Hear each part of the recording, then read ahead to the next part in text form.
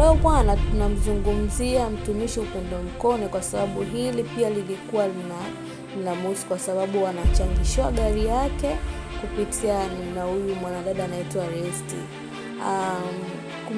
Kumeibuka maswali mengi sana pindi Karima Story aliposti ya watu wakatoa comment mbalimbali. Ila jamani, kwanza hakikisha una subscribe, unabonyeza kengele hapo juu ili kupata vipindi vyetu vingi tutakavyotuma. Hakikisha pia unatia komenti yako hapo chini.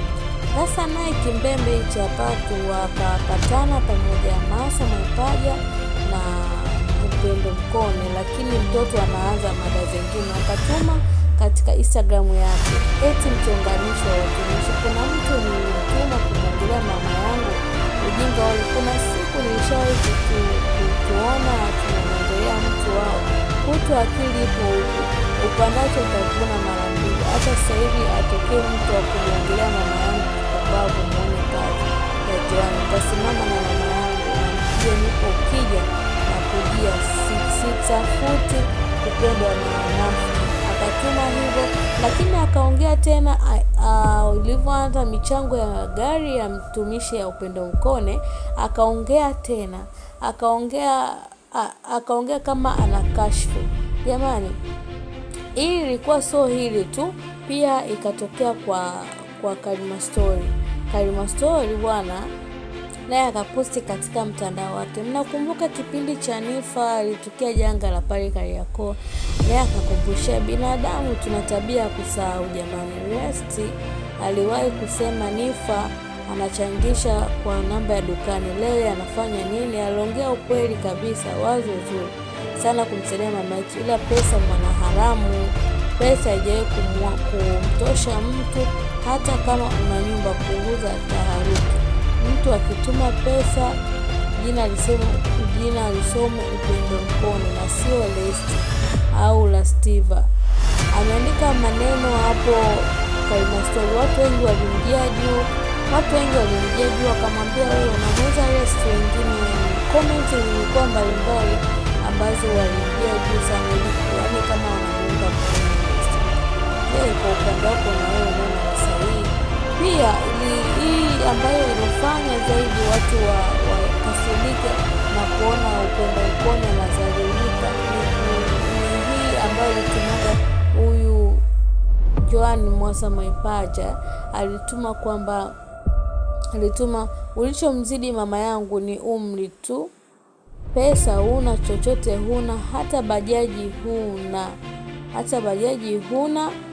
Aliongea maneno hapo, watu wengi walikasirika, ndo chanzo cha kuchangiwa Upendo Mkone gari. Sikiliza maneno yake kwa makini. Resti ambayo alikuwa live Instagram, sikiliza kwa makini, na amesema kwamba watu wanaona haya mpaka sasa hivi, wanaona kama wivu. Sikiliza kwa makini. Hakikisha una subscribe, una like, unaweza kengele hapo juu ili kuleta habari zote ambazo zipo na chochote ambacho kitakachotokea lazima tukuletea habari kamili. Hakikisha una subscribe hapo, una like, thank you, nipate space.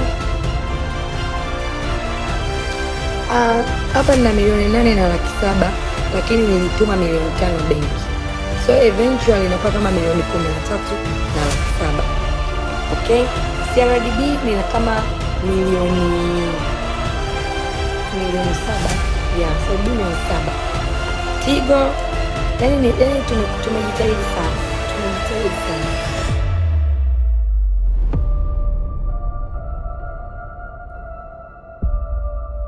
Mix by Yasi pia nipeleka benki, umeona nipeleka benki 5,000,000, kwa huku nimebakiwa na 825,000.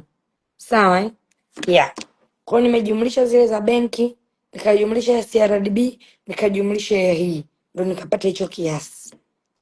Yani yourself your money, yani inaenda kwa jina la Yesu, inaenda. Mungu akiamua hakuna kumpinga.